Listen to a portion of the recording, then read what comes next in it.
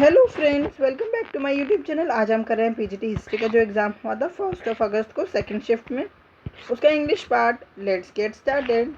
Question number 1, sentence of a paragraph are given below in jumble order. Arrange the sentence in the correct order to form a meaningful and coherent paragraph. A, the digital revolution has transformed how information is stored and accessed. B.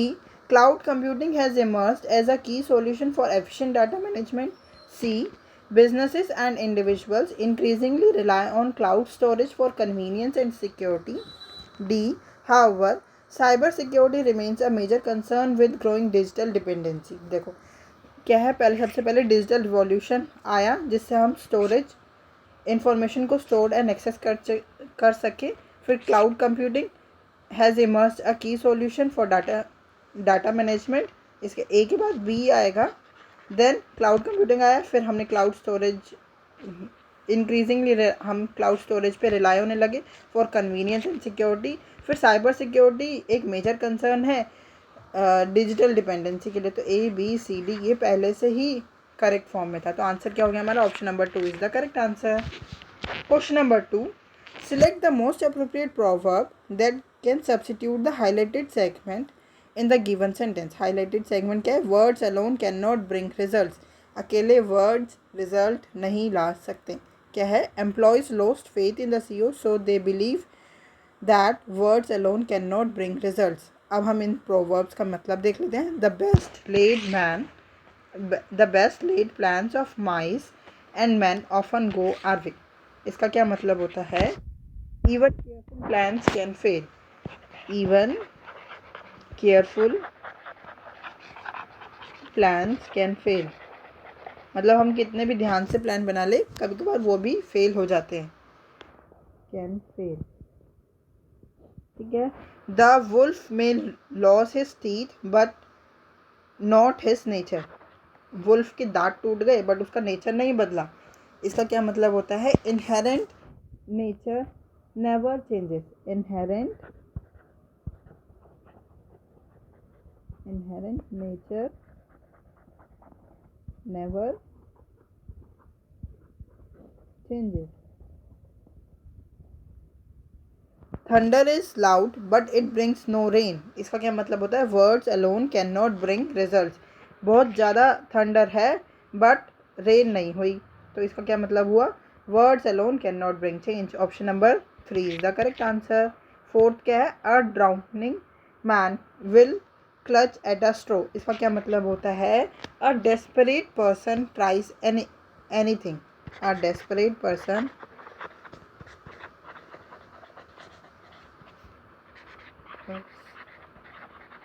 tries anything.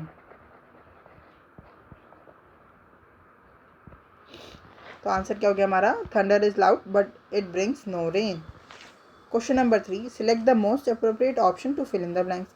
She can hardly believe it. देखो हमारे को sentence को पढ़ के क्या लग रहा है? पॉजिटिव है, पॉजिटिव सेंटेंस है। बट जो वर्ड है हार्डली, इसका मतलब क्या होता है? ऑलमोस्ट नॉट, ना कि बराबर। तो हार्डली एक नेगेटिव वर्ड है, इसलिए हमारा सेंटेंस नेगेटिव हो गया।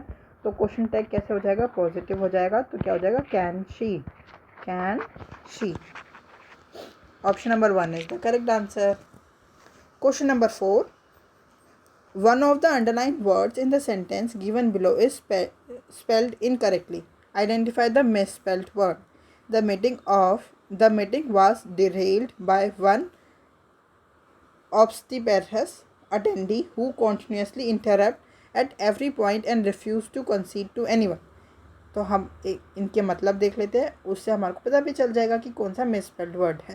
देखो ऑब्स्टेरिक, ये थोड़े से ऑप्शन में मिस्टेक होगी। देखो कॉन्सीड ठीक है, कॉन्टिन्यूसली डिरेल्ड, ये ऑब्स्टेरिक नहीं, ऑब्स्टेप्रस होना था। देखो, और यही हमारा आंसर है, क्योंकि ये ऑब्स्टेप्रस नहीं होता है, ऑब्स्ट्रिप्रस होता है। OBSTREPEROUS। तो आंसर क्या हो गया? Option number 1 is the correct answer. हम मीनिंग्स भी देख लेते हैं इनके। ऑब्स्ट्रिप्रस का क्या मतलब होता है? Noisy, difficult to control,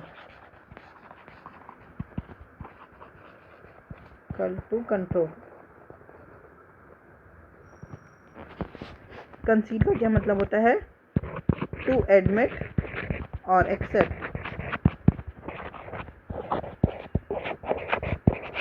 continuously, repeatedly, again and again.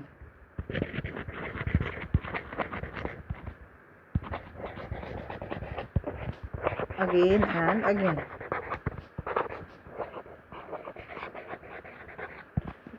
Derailed, thrown off track, मतलब जैसे यहाँ पे लिखा है ना, the meeting was derailed by one obstreperous attendee, मतलब जो मीटिंग है वो बार बार ट्रैक से हट जाती है, मतलब जो मेन पॉइंट है उस मीटिंग का उससे बार बार हट जाती है। तो thrown off track. Question number 5. Select the most appropriate option to fill in the blanks. Few people know the truth. यहाँ पे जो few people है, कैसी बात हो रही है? few, एक तरह से ना के बराबर पीपल्स, तो नेगेटिव हो गया, तो हमारा क्वेश्चन टैग कैसा आ जाएगा? पॉजिटिव। तो few people know the truth. Do they? Option number 1 is the correct answer. Do they? Question number 6. Select the most appropriate adjective to fill in the blanks. The dash sky had hues which were soothing to our eyes to see. Soothing मतलब बहुत अच्छा लग रहा है, तो कैसा होगा sky? Beautiful. Option number 1 is the correct answer. Beautiful. Beautiful. Beautiful. Question number 7. Select the option that can be used as one word substitution for the given group of words. To pour or cause to pass as a fluid from one vessel to another. इसके लिए हम कौन सा word use करते हैं? सबसे पहले हम इनके मतलब देख लेते हैं। देखो, ट्रांसपोजिशन का क्या मतलब? ट्रांसपोजिशन का मतलब होता है act of changing position. Act of changing position. Transparent, आर पार सब कुछ दिखाई देना। Something you can see through. Something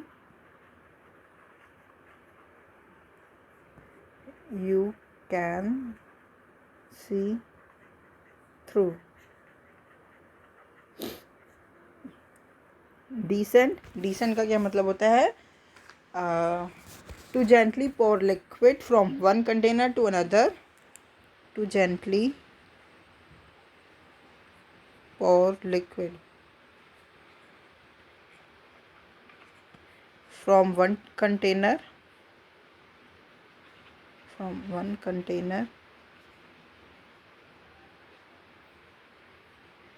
to another.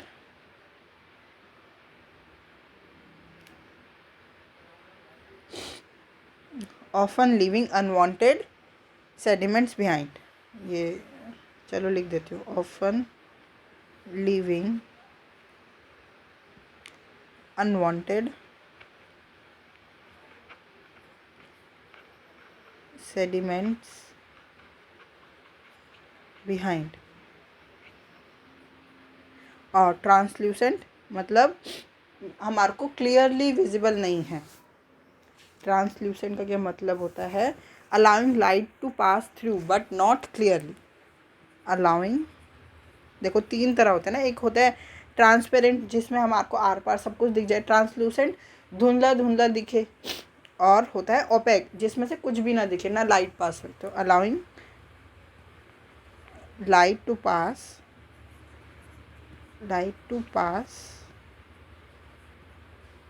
through but not clearly.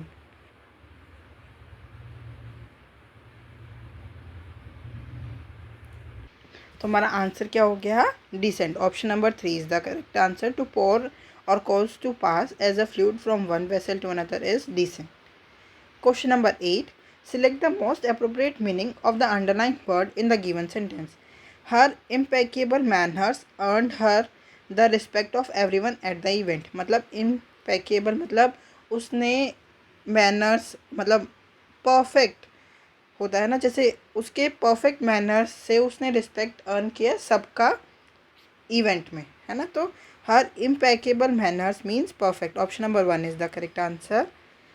Unreliable, एक तो एक अनरिलायबल एक नेगेटिव वर्ड है, यहाँ पे एक पॉजिटिव वर्ड आना था तो परफेक्ट पॉजिटिव है। फॉल्टी, इनकंसिस्टेंट, अनरिलायबल, ये तीनों कैसे वर्ड हैं? नेगेटिव वर्ड्स हैं, और यहाँ पे एक पॉजिटिव वर्ड आना था इसलिए भी परफेक्ट आया। तो अनरिलायबल का क्या मतलब है यहाँ पे? Not trustworthy, not trustworthy.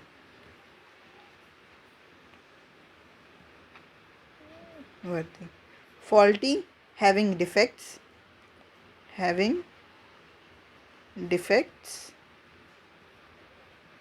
Inconsistent, not regular, not regular. Question number 9. Identify the most appropriate one-word substitution for the given phrase. A style that has power to evoke feelings. Rhetoric, pathos, ethos, panthism. So a style that has power to evoke feeling is pathos. Option number 2 is the correct answer. Pathos का मतलब होता है quality in speech, writing, art और style that makes people feel strong emotions. मैं यहाँ पे लिख देती हूँ, एक बार इन सब की मीनिंग्स मैं लिख देती हूँ। आप ये रिथोरिक और पैथोस वर्ड में कंफ्यूज मत होना। रिथोरिक का मतलब होता है आर्ट ऑफ परसुएसिव स्पीकिंग और राइटिंग, ये परसुएशन के लिए होता है रिथोरिक वर्ड, और पैथोस होता है इमोशंस, फीलिंग के लिए। क्वालिटी इन स्पीच, राइटिंग और art style that makes people feel strong emotions. Ethos का क्या मतलब होता है? क्रेडिबिलिटी और moral character of the speaker. और pantheism, believe that God is present in all things. तो आंसर क्या हो गया हमारा? Option number 2 is the correct answer, pathos. Question number 10. One of the underlined words in the sentence given below is spelled incorrectly. Identify the misspelled word. The professor idiosyncrasy of pausing mid-lecture was to water his exotic plants, though bewildering to students at first, become an endearing ritual that highlights his order for both botany and teaching. तो हमारे को misspelled word देखना है। देखो, order का क्या मतलब होता है? ऑर्डर का मतलब होता है ग्रेट एंथुसियाज्म और passion. Great enthusiasm and passion. Bewildering का मतलब होता है confusing. Endearing, lovable, causing affection. Lovable, causing affection. और आइडियोसिनक्रेसी, ये आइडियोसिनक्रेसी नहीं होता, आइडियोसिनक्रेसी मतलब IDIOSYNCRASY, मतलब यहाँ पे डी के बाद आई और आना था। इसका क्या मतलब होता है? अ पेक्यूलियर हैबिट और करेक्टर ऑफ अ पर्सन। तो यहाँ पे प्रोफेसर की क्या हैबिट है कि उसने लेक्चर को तो मिड में ही पॉज कर दिया अपने to water his exotic plants को वाटर देने के लिए। तो अ पेक्यूलियर हैबिट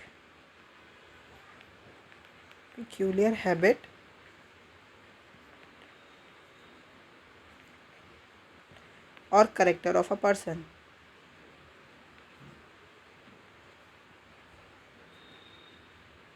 तो हमारा आंसर क्या हो गया? Misspelled word is option number 4.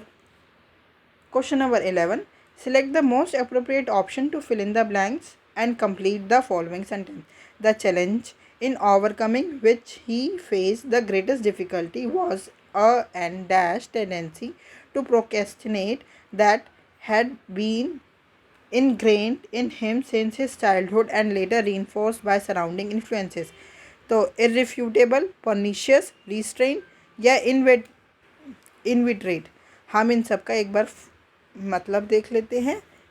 देखो, इनफ्यूटेबल का क्या मतलब होता है? Can not be disproved. लिख लेते हैं यहाँ पे एक बार, can't be disproved.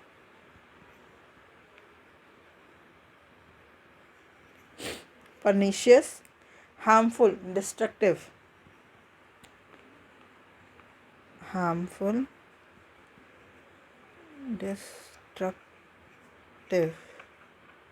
restrained, controlled, held back,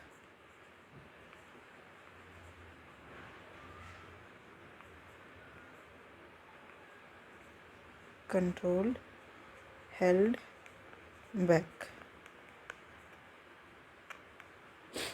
और इनविटरेट का क्या मतलब होता है? Deep rooted, long established habit,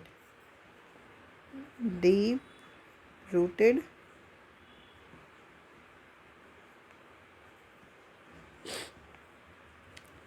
ओहो चल जा, लॉन्ग स्टेब्लिश्ड हैबिट। तो क्या है? The challenge in overcoming which he has faced the greatest difficulty was in inveterate tendency to procrastinate that had been ingrained in him since his childhood and later reinforced by surrounding influences. तो answer क्या हो गया? Option number 4 is the correct answer. Question number 12, select the most appropriate option that can substitute the underlying segment in the given sentence. Hassan wanted to caution his boss about the unfair policy, but his colleague advised him to let sleeping dogs die. तो sleeping dog, let sleeping dog die का क्या मतलब है? Let sleeping dog die का मतलब है to avoid interfering in a situation that is currently stable because it bringing it up could cause trouble or conflict. मतलब जो जैसा है अभी, जो शांत है उसको शांति रहने दे, अगर तुम उसको छेड़ोगे तो वो भड़क जाएगा, कॉन्फ्लिक्ट हो जाएगा, ट्रबल हो जाएगा। तो ignore it because trying to deal with it could cause an even more difficult situation. तो option number 1 is the correct answer. Let sleeping dogs die का मतलब है ignore it because trying to deal with it could cause an even more difficult situation. Question number 13, select the most appropriate option to fill in the blank. Upon seeing the girl slip on a patch of slippery snow, Jonathan immediately assisted her to her feet with instant and dash courtesy. देखो इसका क्या मतलब है कि एक girl slip हो गई slippery snow पे, तो जोनाथन ने इमिजिएटली असिस्ट किया, उसको उठाया और उसके फीट को इंस्टेंट किया। मतलब एक तरह से एक जो कैसी फीलिंग, कंसर्न, केयर और ईगरनेस टू हेल्प, ऐसी फीलिंग आएगी ना यहाँ पे। तो देखो बोल्ड का क्या मतलब होता है? Audacious, daring. यहाँ पे तो ऐसी कोई बात ही नहीं हुई, मैं लिख देती हूँ ऑडेशियस, डेयरिंग।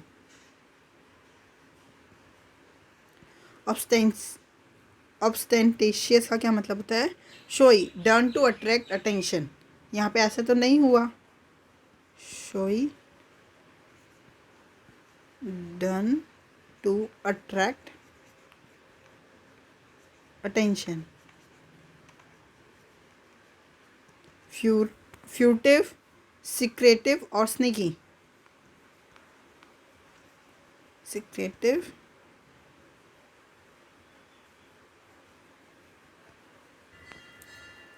और स्नीकी। और सॉलिसिटस का क्या मतलब होता है? Showing concern, care and eagerness to help. Showing concern, care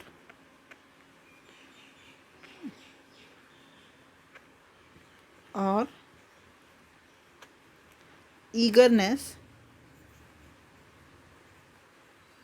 to help. तो आंसर क्या आ गया हमारा? Solicitous. Option number 4 is the correct answer. SOLICITOS। Question number 14, sentence of a paragraph are given below in jumble order. Arrange the sentence in the correct order to form a meaningful and coherent paragraph.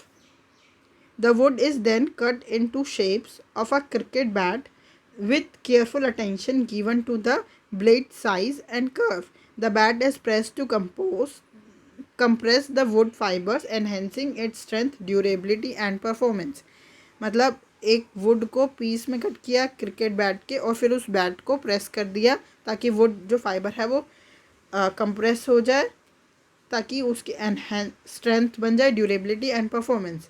मतलब first sentence तो ना ए हो सकता है ना B हो सकता है, सी के लिखा है the process begins with selecting high quality willow wood, typically English और Kashmir willow, known for its strength and lightness. इसका मतलब सी से स्टार्ट होता है। बोल रहे हैं ना जैसे क्रिकेट बैट बनाने का प्रोसेस कहाँ से स्टार्ट होता है, the process begin with selecting high quality willow would, तो सी से स्टार्ट होगा। ये सारे ऑप्शन एलिमिनेट हो गए, हमारा आंसर पहले ही आ गया CAEBD। तो सी के बाद क्या है, the process begin with selecting high quality willow wood, उसके बाद the wood is cut into shapes of cricket bat. Then E क्या है, a separate piece of wood is use to craft and attach the handles securely to the blade, ensuring a comfortable grip. E. Then B. The bat is pressed to compress the wood fibers, enhancing its strength, durability, and performance. Then D. The bat is then sanded, polished, and coated with protective finish, with a grip added to the handle before being ready for use. So option number 1 is the correct answer. Question number 15.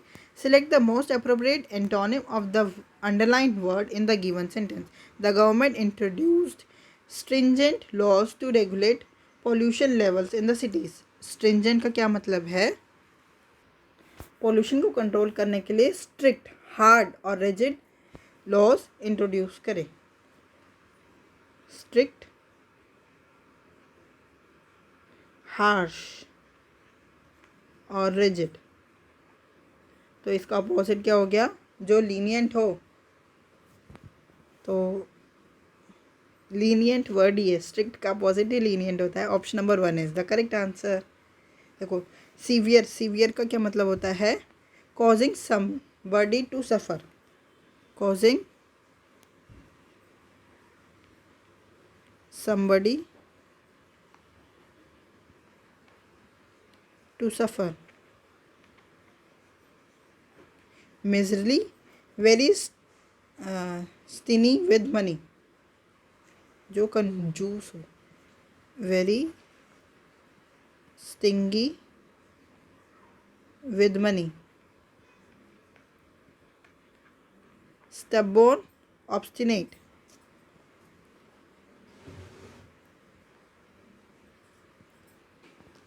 अब हम आते हैं अपने paragraph पे।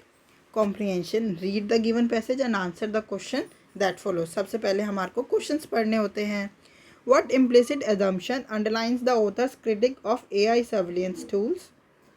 According to the passage, what is the major concern regarding AI-driven surveillance tools? Question number 18. Select the most appropriate antonym of the given words as used in the passage. Opacity. Opacity का क्या मतलब होता है, lack of transparency और clarity. Lack of transparency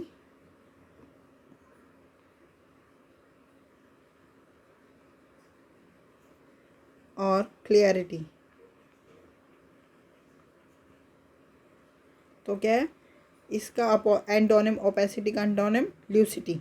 ल्यूसिटी का क्या मतलब होता है, क्लियरिटी, क्लियरनेस, क्लियरिटी और क्लियरनेस। एम्बिवेलेंस का क्या मतलब होता है, mixed feeling, mixed feeling. Enigma, enigma का क्या मतलब होता है, मिस्ट्री। और ऑब्लिकनेस, इनडायरेक्टनेस और स्लैंडिंग, इनडायरेक्टनेस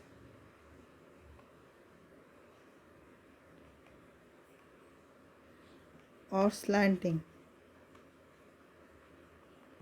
क्वेश्चन नंबर 19 क्या है, which of the following titles best encapsulate the central argument of the passage. Question number 20. Which of the following is not explicitly mentioned in the passage as a justification used by proponents of AI surveillance? अब हम अपना paragraph एक बार पढ़ लेते हैं। Comprehension. The rapid proliferation of artificial intelligence in surveillance technologies has sparked urgent ethical debates, particularly in societies where state or corporate monitoring are increasingly normalized, from facial recognition system in public spaces to predictive policing algorithms. AI enables unprecedented levels of observation, often under the guise of security, efficiency, or public health, while proponents arguing that such technologies enhance safety and administrative precisions. Critics contend that are erode civil liberties, reinforce systematic bias, and shift the balance of power towards opaque institutions. One of the central ethical concerns lies in the opacity of the algorithm decision making. Many surveillance tools operate as black boxes, making it difficult to trace how decisions such as identifying a suspect or flagging unusual behavior are made. This lack of transparency challenges both accountability and due process, particularly when errors disproportionately affect marginalized communities. Additionally, data sets used to train these systems often carry embedded social and racial bias, which are then amplified at scales, perpetuating historical injustice under the veneer of objectivity. Concern and autonomy further complicate the ethical terrain. In many surveillance contexts, individuals are monitored without explicit consent or even awareness, undermining notions of informed participation. The normalized of data variance risk conditions populations to accept intrusive oversight as inevitable, if not desirable. In democratic societies, these developments demand urgent ethical frameworks that prioritize transparency, fairness, and human rights. Regulatory interventions, public disclosure, or interdisciplinary scholarship are essential to resist the drift towards techno authorization authoritarian. Ultimately, the development of AI in surveillance must be guided not solely by what is technology possible, but by what is ethically permissible and socially just. Question क्या है? 1. What implicit assumption underlines the author's critics of AI surveillance tools? Citizens are unaware of technological advancement. Ethics should constrain what is technologically possible.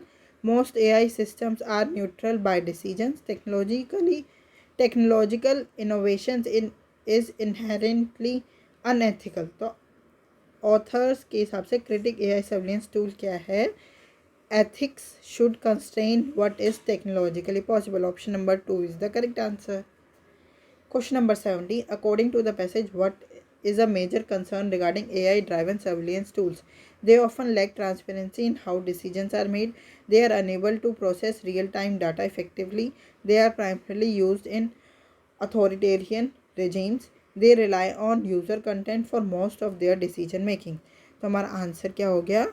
They often lack transparency in how decisions are made. Option number 1 is the correct answer.